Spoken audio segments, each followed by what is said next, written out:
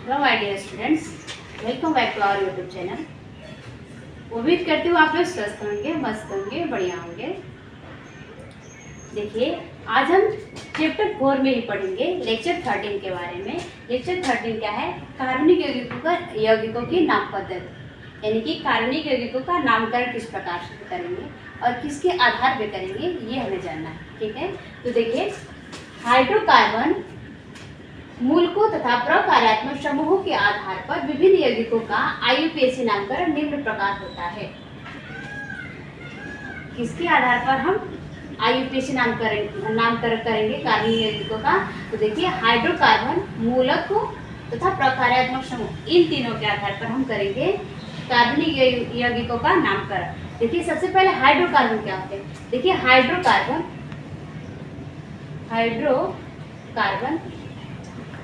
जैसा कि नाम से पता है, हाइड्रोजन प्लस कार्बन।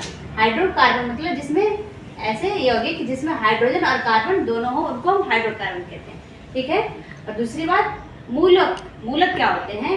तो मूलक वे होते हैं किसी तत्व या किसी परमाणु का समूह होता है जिसमें कोई आवेश होता है। आवेश मतलब प्लस चार्ज या माइनस और प्लस चार्ज, धनात्मक आवेश और ऋणात्मक आवेश, उन्हें हम मूलक कहते हैं। और बात करें प्रकार्यात्मक समूह की, तो प्रकार्यात्मक समूह को हम क्रियात्मक समूह भी कहते हैं। OH, ये क्या है? क्रियात्मक समूह। बात करें हम CHO, ये भी क्या है? क्रियात्मक समूह। H, CHO, COOH आदि, इस सभी को हम कहते हैं क्रियात्मक समूह या प्रकार्यात्मक समूह। तो इनके आधार पर हम कार्बनिक यौगिकों का हम क्या करेंगे? आईयूपीएसी नामकरण करेंगे। तो सबसे पहले हम देखेंगे एल्केन, जिसको हम पैराफिन भी कहते हैं, पैराफिन। ठीक है, तो इस हाइड्रोकार्बन के अंतर्गत आते हैं एल्केन। तो इसका हम देखेंगे, सबसे पहले जानेंगे एल्केन क्या होता है, तभी तो हम इसका नामकरण करेंगे आईयूपीएसी। तो लिखिए एल्केन क्या होते हैं? तो आईयूपीएसी के अंतर्गत, आईयूपीएसी पद्धति के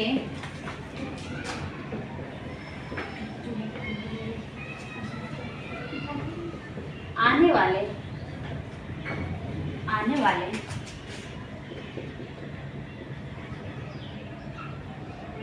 आईयूपीएसी अंतर्गत के आने वाले हाइड्रोकार्बन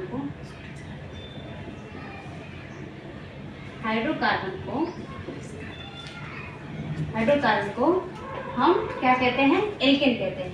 एल्केन, इसका दूसरा नाम है पैराफिन। ठीक है, तो देखिए, इसको हम संतृप्त हाइड्रोकार्बन भी कहते हैं। संतृप्त हाइड्रोकार्बन या एल्केन या पैराफिन क्या होते हैं? तो देखिए, पैराफिन किसे कहते हैं या संतृप्त हाइड्रोकार्बन किसे कहते हैं? तो समझिए, संतृप्त हाइड्रोकार्बन वे हाइड्रोकार्बन के यौगिक होते हैं, यानी कार्बनिक यौगिकों का समूह होता है संतृप्त हाइड्रोकार्बन, जिसमें इन कार्बनिक यौगिकों के बीच केवल सिंगल बॉन्ड पाए जाते हैं, केवल एकल बॉन्ड पाए जाते हैं, एकल बंध पाए जाते हैं। कार्बनिक यौगिकों का वह समूह जिनके बीच कार्बनिक यौगिकों के बीच केवल सिंगल बॉन्ड पाए जाते हैं, उनको संतृप्त हाइड्रोकार्बन कहते हैं। ठीक है, अब हम देखेंगे इनका नामकरण। तो कोई भी कार्बनिक यौगिक हो, उनका नामकरण दो भागों से मिलकर बना होता है। किसी भी कार्बनिक यौगिक का अगर नामकरण करना है तो हम दो भागों को मिलाकर करते हैं। पहला भाग क्या है? पूर्व लग्न मतलब पहले लगाने वाला, जो सबसे पहले लगाते हैं, जिसको प्रीफिक्स कहते हैं, प्रीफिक्स। और दूसरा भाग क्या है? अनुलग्न।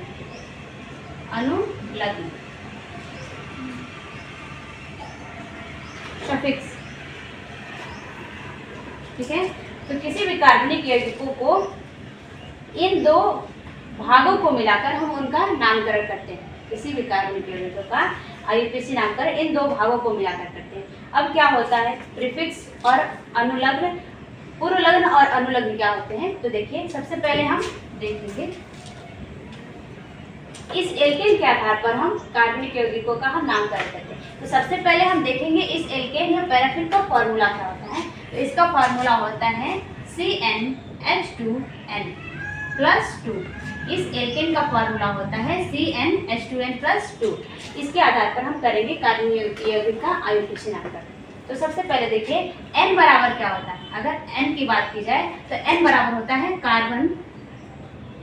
कार्बन की संख्या,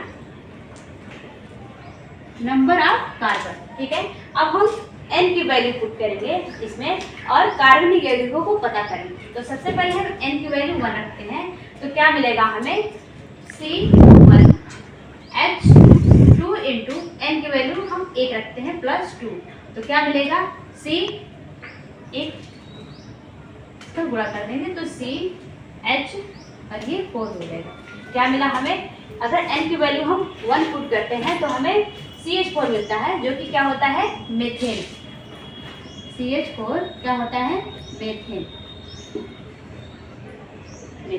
ठीक है, और इसी तरह से अगर हम n की वैल्यू 2 रखते हैं तो क्या होगा, देखिए इस फार्मूले पे C2H2 इंटू 2, n की वैल्यू 2 रखेंगे +2, क्या हो जाएगा C2H 2 2 4 +2, क्या हो जाएगा C2H6। ठीक है, तो दूसरा कार्बनिक यौगिक क्या मिलता है हमें C2H6, इसको हम कहते हैं एथेन। ठीक है, इसी तरह से हम n की वैल्यू 3 पुट करेंगे, क्या हो जाएगा, देखिए C3H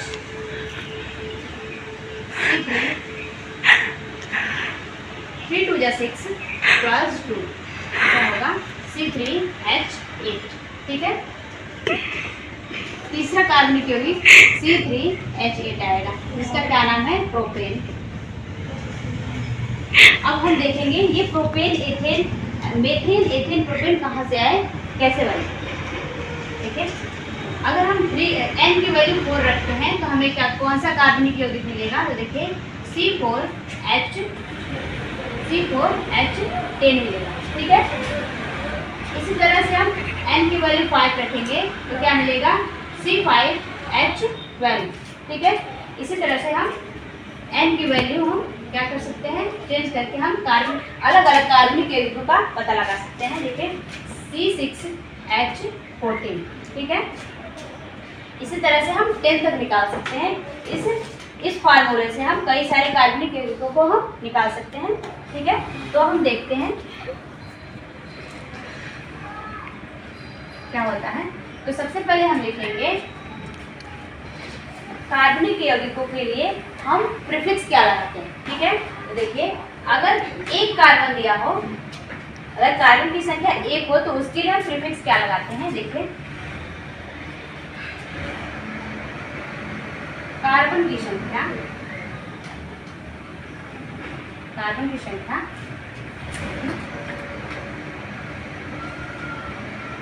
पूर्व लग्न, अनुलग्न,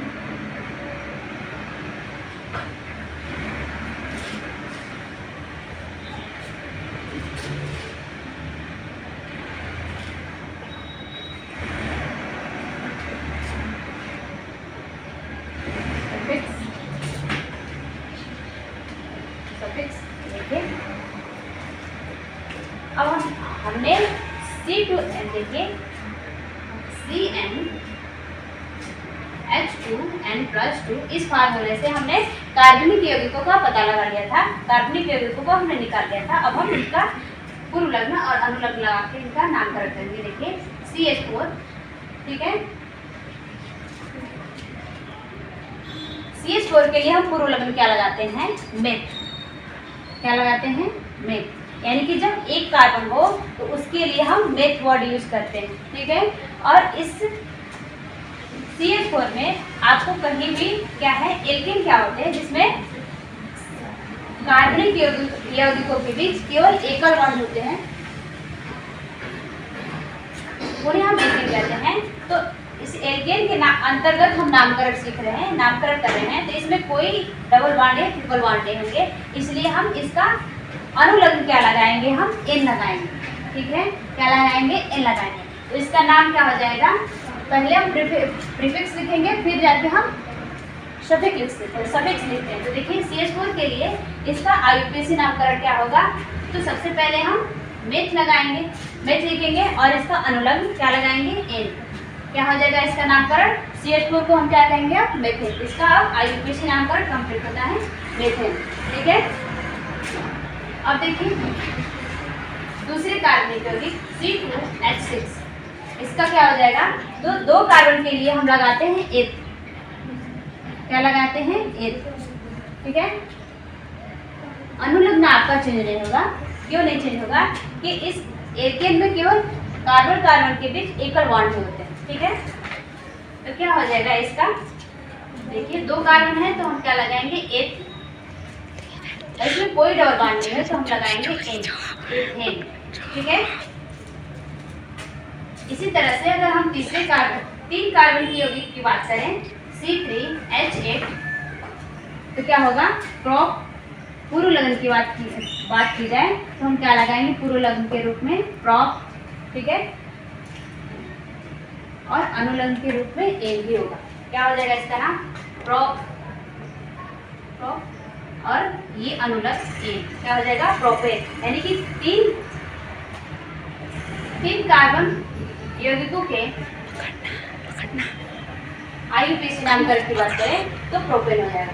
ठीक उसी प्रकार से हम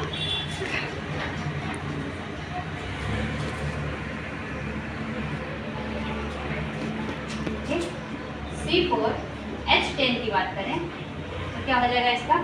देखिए 4 कार्बन के लिए हम ब्यूट वर्ड यूज करते हैं। ब्यूट। 4 कार्बन है तो 4 कार्बन के लिए हम पूर्व लग्न लगाते हैं ब्यूट। इसमें कोई डबल बॉन्ड नहीं है, केवल सिंगल बॉन्ड है, इसके लिए हम अनुलग्न लगाते हैं एन, ब्यूटेन। ठीक है। उसी तरह से अगर हम 5 कार्बन की बात करें तो क्या हो जाएगा? C5H12। 5 कार्बन के लिए हम लगाएंगे पेंट। पूर्व लग्न हम पेंट लगाएंगे तो क्या हो जाएगा? पेंट और एन। अनुलग्न के रूप में क्या हो जाएगा? एन। तो क्या हो जाएगा इसका नाम? पेंटेन। ठीक है। इसी तरह से हम 6 कार्बन की बात करें, 6 कार्बनिक यौगिक की C6H14, तो 6 कार्बन के लिए हम पूर्व लग्न लगाते हैं हेक्स। ठीक है। तो क्या हो जाएगा? हेक्स और एन। इसका नाम कंप्लीट हो गया। क्या होगा? 6 कार्बन यौगिकों का IUPAC नामकरण क्या होगा? हेक्सेन। ठीक है। तो उम्मीद करती हूँ कि आपको हमारा ये लेक्चर पसंद आया होगा। अगर हमारा ये लेक्चर आपको पसंद आता है तो वीडियो को लाइक और चैनल को सब्सक्राइब करना ना भूलें। Thank you student. आज के लिए इतना ही। Bye bye.